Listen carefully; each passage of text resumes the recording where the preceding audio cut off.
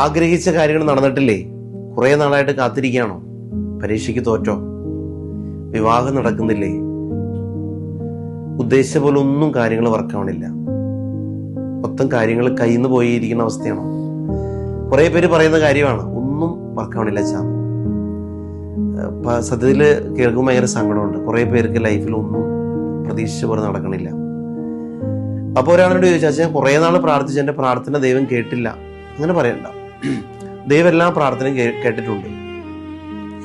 ഈ ബൈബിള് രക്തസ്രാവക്കാരിയെ സുഖപ്പെടുത്തുന്ന ഈശോ ശരിക്കും ജൈറോസിന്റെ മകളെ സുഖപ്പെടുത്താൻ പോകുന്ന വഴിയിലാണ്.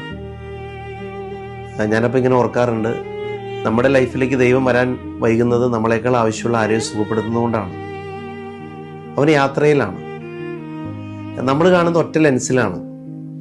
ദൈവത്തിന് കുറെ കൂടി ബിഗ് പിക്ചർ നമ്മളെ പറ്റിയുണ്ടല്ലോ.